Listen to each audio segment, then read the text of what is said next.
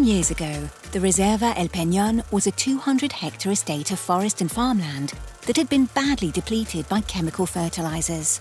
But this plot of land had the advantage of being in a very popular area for wealthy Mexicans, just 2 hours from the capital. Today, 10 years later, this is what the Reserva El Penon has become.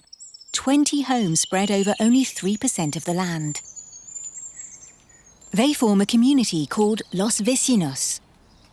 To move here, they have to comply with a number of rules, including being able to collect 70% of the water they consume. The earth here is represented by 120 hectares of forest and rewilding areas. There are also 12 artificial lakes, which are used to supply some of the water to the vecinos and to irrigate the soil. There is also a huge diversity of plants and animals. Then there are the pioneering members of the project, Alberto, Claudia, and Tanya. Finally, we have the investors, several wealthy Mexican families. But how has this transformation of the region been possible in just 10 years? It was thanks to a collective vision supported by 3 key people who wanted to design a project the likes of which had never been seen before. Alberto, who now specializes in regenerative real estate development at the Harvard School of Architecture, is behind the project. 10 years ago, he lived in Mexico City when investors invited him to come and look at a plot of land 30 kilometers from Valle de Bravo. When I arrived, I discovered a spectacular place. That's how it started. I came here and I fell in love with this place. And I asked, "Hey, what is the idea you have?"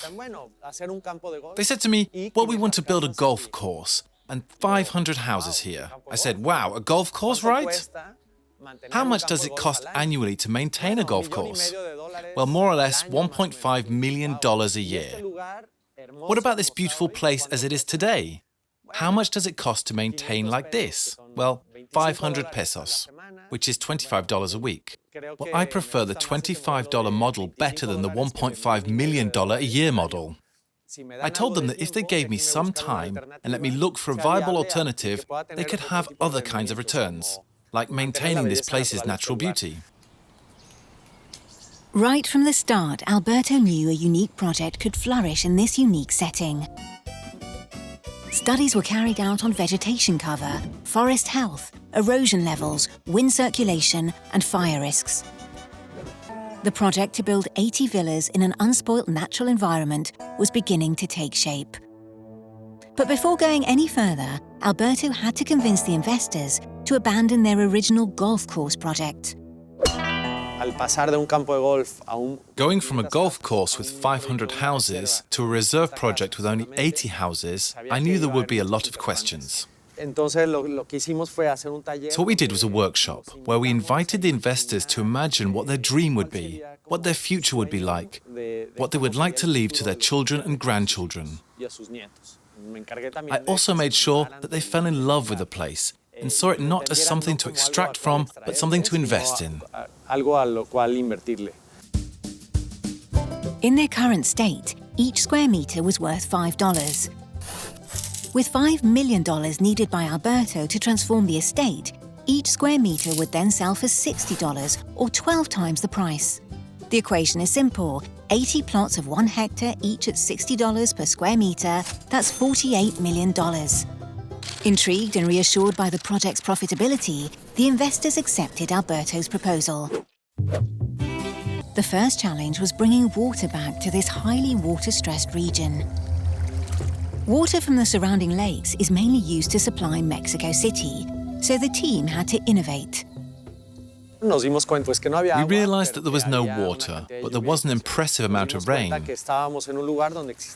We realized that we were in a place where there was a cloud forest, and we came up with a design that made the site self-sufficient in water.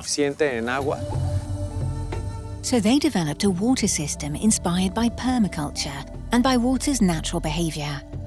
12 interconnected artificial lakes were created to rehydrate the landscape. This has also helped improve the health of the water table. So we were able to turn the lack of water on the land into an opportunity thanks to our plan. Because we aren't just capturing the water needed for a community, but also 15 water reservoirs that became an oasis and haven for migratory birds and other species. In 10 years, the number of bird species present on the site has tripled. The indigenous flora has also been multiplied and diversified, thanks to a nursery created on the site at the start of the project. Now let's look at the relationship with the vecinos. The team wanted to educate them and help them grow too. This resulted in a few constraints right from the start. When you're becoming a neighbor to this project, you're signing a lot of bylaws and agreements as to what it is to be in healthy relationship to nature. Water is definitely one of the most demanding constraints. So on the one hand, one restriction was to insist houses capture rainwater on their roofs, but this also gave us an opportunity to educate people. The vecinos had to learn to collect the equivalent of 70% of their water consumption, and so develop a different relationship with water. The site has also been designed without fences or barriers. There are natural boundaries that we start working on to separate maybe private space from collective space, but those are very subtle. They're not strict. So this is an open landscape where you can collectively enjoy the beauty of nature. These are all native species and therefore require no maintenance. Fruit trees need a little more, especially in the first few years. We try to create the conditions so that they can grow with as little help as possible. As a result, the vecinos' bills are 10 times lower than those for owners of nearby villas. But more than anything, living here has real positive effects. The great thing is that children start to play with what is here and stop asking for phones and other things and start playing with nature. That's a natural connection. Designing a project like this requires a long-term vision and lots of investment. 10 years later, has it been profitable? If you compare it to a traditional development, the investment is lower, the capital gain is similar. The project is just as profitable as a golf course in the region. It became a unique project. The outside community was seeing that it was an exemplary project. More people heard how it worked. Then more people wanted to be part of it, and fewer people wanted to be part of the golf course model. Beyond the financial aspects, the project has also had an impact on the Reserva's inhabitants, the ecosystems, and the pioneering members of the project. I'm currently doing a fellowship at Harvard. I was invited to give classes on precisely this interconnection between design and entrepreneurship. People are fascinated. They want to know more.